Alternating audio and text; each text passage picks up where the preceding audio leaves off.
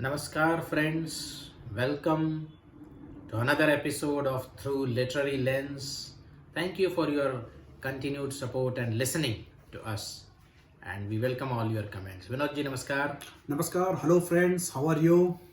Today we are going to discuss a very important novel, Adrift in the Nile. Adrift on the Nile by Nagib mahfouz. Yeah, Nagib mahfouz is Nobel laureate from the Arab world. Egypt. He belongs to Egypt.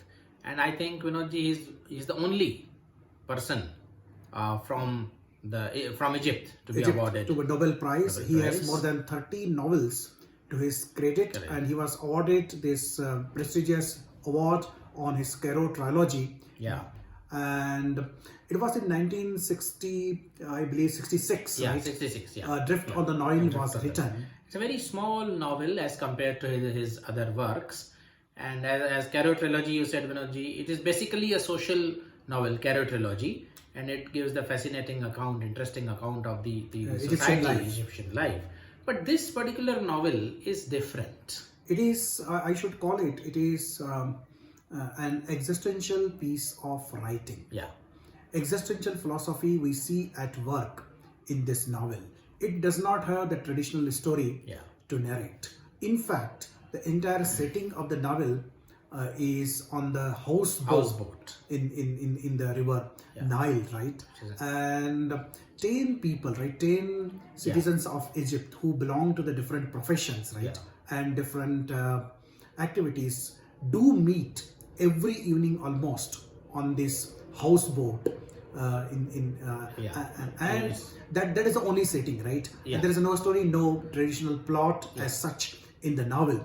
The chief concern of the novel comes from absurd or existential conversation that goes on among these characters. So Rajesh, throw some light on the pattern of the conversation, the themes that they talk about, and they basically bring before us some of the very important existential questions. Basically the setting, as you said, Vinodji, it is the houseboat. Anis Zaki is a civil servant. He comes from his office, and every evening his friends gather. 6 male friends including him, and 4 ladies are there in the novel. It's a mixed company, and they have been long time friends. Only the new entrants are one young girl of 15, Sana, and then comes Samara Bhagat.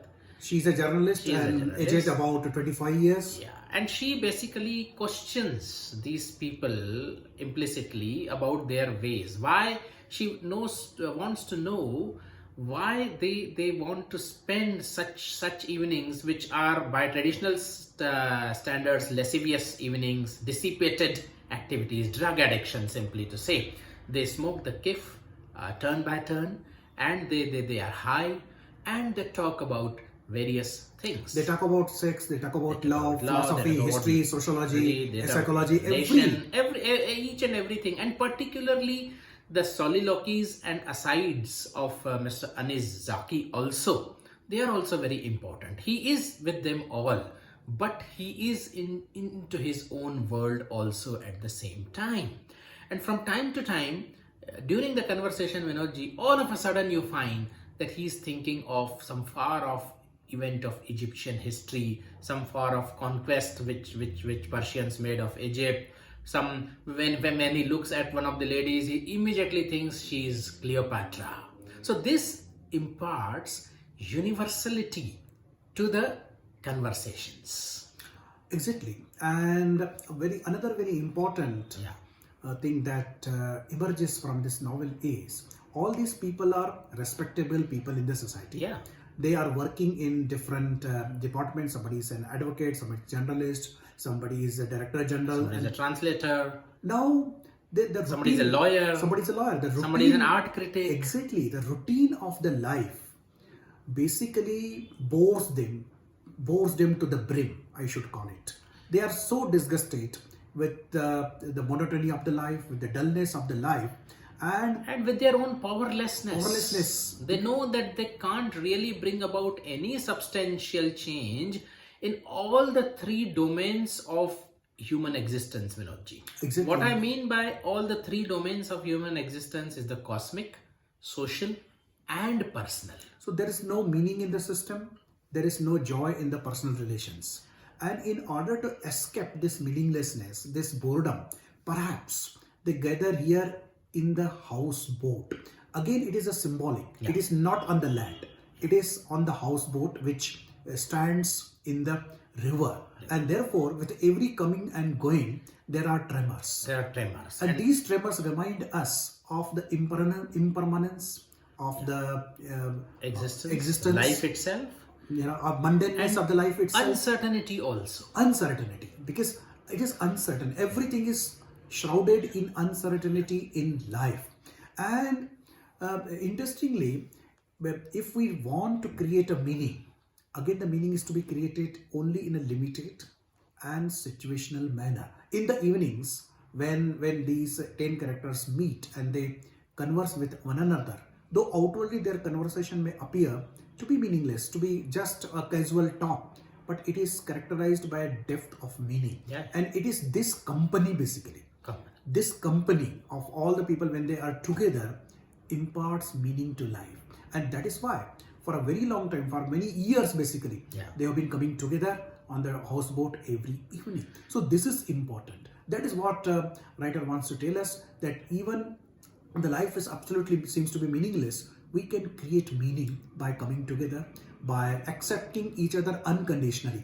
In one of the sentences, Zeki says when he picks up the purse of Samara, that everything that is on the houseboat belongs to everybody. Everybody. It's a collective ownership. So yeah, in the late evenings, even two friends, male and female, they go to the adjacent bedrooms as well. The meaning is pretty clear. And here also, Anis Zaki tries to dispel the position when he says to Laila Zaden, why it has always to be Khalid?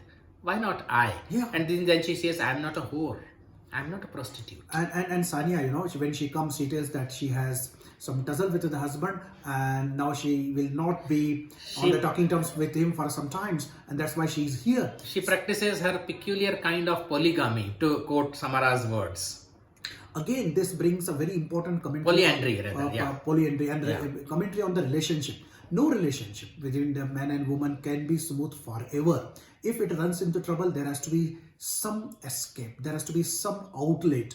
Perhaps, this outlet prepares you to come back to the earlier, formal relationship with the greater vigor and zeal to face the troubled waters of that relations again. And these motives become somewhat clear because of the one device which Nagib Mahfouz has used inside the novel. Samara, when she comes and she questions them and some conversation reveals their motives, why they like to gather in the evenings and why they like to surrender themselves to the momentary bliss of the cave. Apart from that, she maintains a diary. Samara maintains a diary also, in which she writes down their characters one by one in order for her to write a drama or a play shortly. And this diary falls into the hands of Anis Zaki. Not falls, he actually steals it from her purse when she is not there, and he reads that diary. And many pages of the novel are devoted to Samara's viewing of them as individual characters. So here Samara feels, and maybe some readers may also feel, that Anis Zaki, there is no possibility. He is half dead and half mad. And she feels the possibility of development in Raqeeb because he is alive, he is vivacious, he is outgoing and bringing the people to the houseboat. So these are about all the characters she writes. Like Mustafa the lawyer, he is in search of the absolute. After his law practice, he wants to find the absolute, and he takes refuge in his search of absolute. So Samara basically feels that all of them are essentially deluding themselves in the evenings, in the intoxication of the kif, because maybe they want to run away from the responsibilities. Now, after coming here, Vinodji, yes, here is the basic tension of the novel, and I feel the whole novel is written for this purpose. Are they running away from their responsibility? It is the serious versus the absurd. Samara is serious in her approach. She wants that everybody should be serious in the approach. See, by serious, she means that one should take up the responsibilities, one should live the life, not only at the individual level, but at the social and collective level responsibly. Now, these people retort. They tell Samara that all of us are civil servants, we work by day, and if you think that we can do something more, that is your misunderstanding. And mockingly, Vinodji, they assign various departments. Khalid will look after international affairs, he will look after national affairs, he will look after culture, to underline the fact that an average person is rendered totally powerless, totally helpless. Exactly. Average person is rendered powerless, and average person views life as nothing but the continuation of meaninglessness, and indirectly the writer makes a scathing commentary on the national, international and social affairs, that it is not the life, personal life is absurd, but the absurdity operates at each and every level. What happens at the national level, what happens at the global level. The international treaties are written with the ink which writes nothing. In the beginning of the novel itself, when Anis Zaki is taken to task by his boss for writing the report of the inward and outward, but in fact it is not written except the title, nothing is written. Anis Zaki feels that he has written it, but he says my ink dried up. And he tells this story when his friends gather on the houseboat in the evening, and they say that all the international treaties are written with such ink. So everywhere there is absurdity. Rather, absurdity has become seriousness, and serious things have become absurd. So that is the central metaphor of the novel. And Anis Zaki at one place says that even in the past, people found escape into religion, but today's generation is incapable of finding escape even in the religion. So that institution of religion has already been rendered absurd. Even the history has been rendered absurd. Philosophy has been rendered absurd. They should provide refuge to the people who are troubled by the questions of life. But all these discourses, social discourse, political discourse, religious discourse, they have become so absurd that they are incapable of providing a necessary refuge for which basically they have been designed. That's why the title, Adrift on the Nile. Nile, as all of us know, is the longest river. It may symbolize life. It symbolizes the Egyptian culture, civilization. Culture. We are adrift. We are not anchored. We have no references. We are just floating into it aimlessly. And just like a T.S. Eliot, Nagib also brings up the question of rootlessness. The very word adrift on the Nile. Adrift on the Nile. Because we do not live on the land. It is entire novel takes place on the river, and in the river there are always ripples, right? There are always waves. Always you move, you tremble. So we are trembling. Humanity is trembling. History is trembling. So that is the subterranean, a message that we can gather from the reading of this novel. And to top it all, the reading of this novel is a wonderful treat to the initiated readers. Not only you appreciate what they say, but the undercurrents really make you think that what they are saying. At one place, Nagib, Anis Zaki says, "Why am I living?" That is a basic question. Usually I ask myself, why am I alive? So Samara wants to know, then what do you answer? He says, usually before that I am high again. So it's an unanswerable question essentially. And one glimpse, see, cosmic and social spheres definitely are plagued by absurdity, Vinodji. But one event comes which gives a hint that at least in the personal domain, we can try to create the meanings. Number one, because all of them work and in the evenings they gather and enjoy each other's company. Number two, maybe the personal love is still capable of creating the meaning, because when Ragab asks Sana to kiss him uninhibitedly, and when she does, then immediately author says, after such a kiss, the international situation should have been better. Exactly. Symbolically, he points out that it is the love between the two people can impart some solace to this burning world, to this world which is in agony. Because even Matthew Arnold in Yeah. his poem the Dover Beach Yeah. asks his wife, right, that everything is collapsing. Yeah. It is the personal commitment to each other. It is the personal law Yeah. that will help them to survive these troubled times. So almost the same type of feeling, same type of spirit is visible in this novel as well. Because when the systems around us have collapsed, at least human beings should be true to one another, and they must discover a sense of law, and only that will help us to survive this journey of life, which apparently is meaningless. But then it is also not true, as he hints more than enough times, that even the individual personal love for each other is also fraught with many misunderstandings, many misgivings, and it is also not permanent. But at least we should try to create, as they gather in the evenings. Then Vinodji, towards the final lay of the novel, when they go out for the journey, ill-fated journey, I would All call. of them go out in the car, and the car runs at a very great speed, And while coming back, they hit a person. and person is killed Person basically. is killed. He flies to the tree and he's dead. All of them are possessed by the terror that they will be arrested by the police. So the joy, the delight with which they had started the journey suddenly disappears. Anis Zaki in the first place did not want to go. He was not in the favor of this journey because he believed that you can't really do anything seriously without the danger of going it awry. And it actually comes true. So again, the same tension is brought out, Vinodji. Serious versus absurd. Now Samara wants them to report it to the police. She is a serious woman. She says we should suffer the consequences of our action.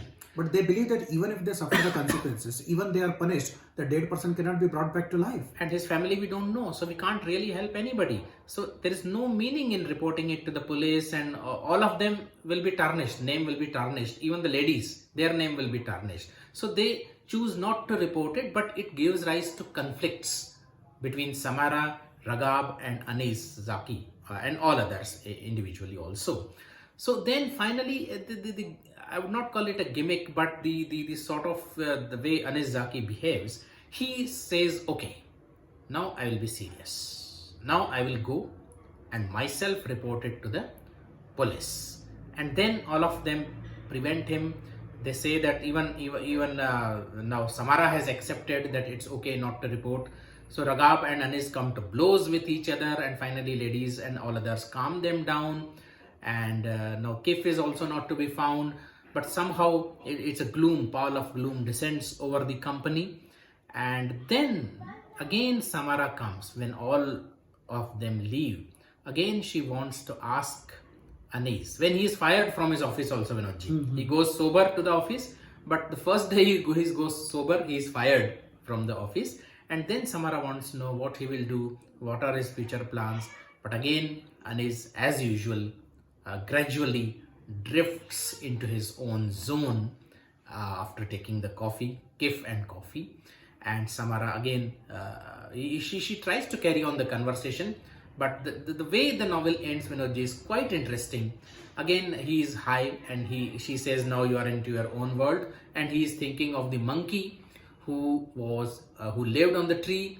But the problem, Anis says, lies with the monkey who came down on 2 feet carrying branch in one hand and stone in the other. So the question is whether the human intellect and human will are really tools which have greatly benefited us, or they have greatly harmed us. Again, there is a question mark to all the progress and development that we have made in the name of civilization.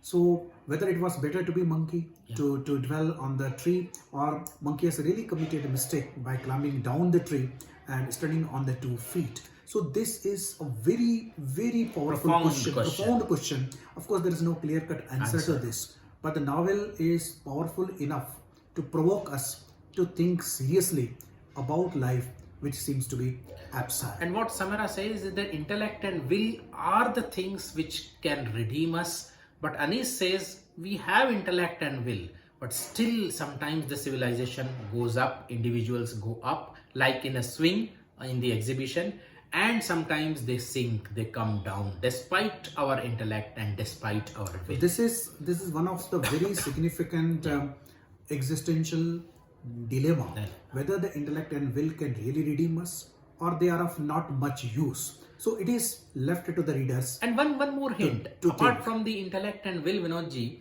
what Anis says towards the end of the novel, that also intellect and will, of course, they are in doubt whether they will redeem us or not. But Anis says love frees us from the judgment. Love extends towards one another. Maybe love can redeem us. Who knows? So that is another possibility is thrown around. Yeah. That if not will and intellect. If at least love can redeem us. And Anis is jealous, basically. Yeah. He also tells Samara that why he behaved in that absurd manner, because he was feeling jealous. And he had soft corner for Samara. Perhaps Samara did not respond. Of course, she also did certain things that created that kind of soft feeling in Anis, because she used to come earlier than others to meet Anis. So again, well, particularly she found him very intriguing, very queer, very strange, different from others, because he was all lost in his own world. Again, these are the indirect hints thrown by the writer, that attraction towards one another, love towards one another can be a right way to come out of that absurdity of life, at least for some time, because nothing is permanent. Impermanence and insignificance are the integral part of life. One cannot reject it, even if one wants to. An abyss of absurdity, maybe temporarily, but it can be surmounted by maybe mutual love. Otherwise, as Emile Chiron, one of the philosophers, says, we are only confronted by, we are all, battling the tragedy of our birth. In the first place, why we were born.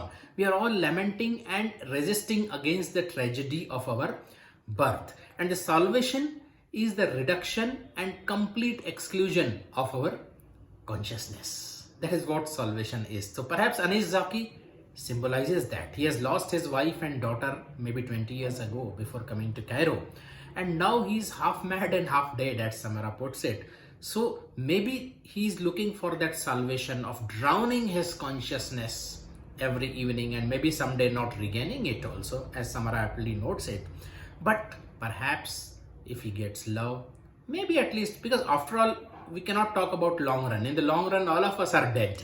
So at least for the short run in our lives, we can salvage our life by mutual love, perhaps.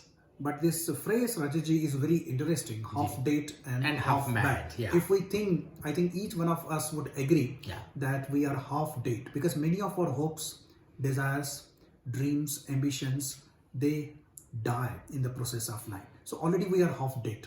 And whatever is left with us, that is a drudgery, that's monotony, that's something ennui or disappointment. Yeah. So all these things put together make us mad. So we are half dead and half mad. I think this is one of the best descriptions of the postmodern person. And Vinodji, Amabda, the 11th person, towering giant, so long, as if he's a god. Yeah. Maybe half symbolism of God is in Amabda. And Amabda is a Mozzan. He is the keeper of this houseboat, and not the owner, but the keeper. And he goes for azan. He is in mosque, as well as he doesn't shrink away from bringing the street girls. And again, he combines in himself seemingly contradictions. Yeah. On the one hand, he leads the prayer. On the other hand, he works as a pimp. So these two things, though, they seem to be at the other extreme, the praying and being a pimp, but both come together in this man. And perhaps the writer wants to suggest that we should not judge any activity apparently, because all are actions, right? Yeah. So this is again very important. Some readers may agree or may not agree, but leading the prayer and working as a pimp, one and the same thing. Perhaps it will shock many those who hold the traditional religious belief, I say. But that is what Nagib mahfouz says. At least he hints at that, and that makes us think that very often we try to look at the things in a compartmentalized manner, in a fragmented manner. Rather, the need is that we must look at the things in a holistic perspective. And the mooring, the anchoring which he gives to the houseboat, he is aware that because he is there, the houseboat is there, maybe rootedness. And in the end, he says, if they would have hit you, Anis Zaki, I would have sunk the houseboat. I would have loosened it. So that means the roots are there till all of us get along well with one another. If all of us begin fighting, our houseboat will sink. So maybe due to this the prayer and pimp you said, Vinodji, yes. Maybe due to that only Nagib mahfouz was attacked once with a knife when he was living in Cairo. So because people are not able to swallow something this, which is new, something which is not in their schema. And it has been the history of mankind that whenever something new has been said, either the person has been termed as a lunatic, or he has been put behind the bars, or he has been simply assassinated. So that is a very sad part of the human history. So but we would recommend this novel very strongly to the serious readers who want to read existential writing, who want to know more about life, who want to understand life from the different perspective. So this novel is for them. And all said and done, Vinodji, that this novel is just strangely fascinating. After one or a couple of years, I have an urge and I go through it all over again. Somehow it is strangely fascinating for me. It is a strange mystery that is there in this novel. When you read the dialogues, right, when you read the conversation, it is so fascinating, it is so involving that the reader finds himself quite involved in the conversation, and before his eyes he sees that he is also sitting on the mattress in the houseboat and looking at the characters who are described here in the novel. And the kind of Kif-induced delusions, if I may call them, but they are very profound. Sometimes he peeps into history, sometimes he peeps into future and whatnot. They are really interesting. Simply, it is a great piece of writing, and Nagib Mahfouz is a great novelist. So we must understand the difference between good and great. This novel definitely goes to the level of greatness. So thank you very much for this wonderful discussion, Rajeshji. You have thrown light on this novel, and I'm sure that the readers would read Nagib Mahfouz, this novel, Adrift on the Nile. And definitely, please tell us how you liked this conversation, this discussion in chat box. And very soon we'll be back. Namaskar. Thank you.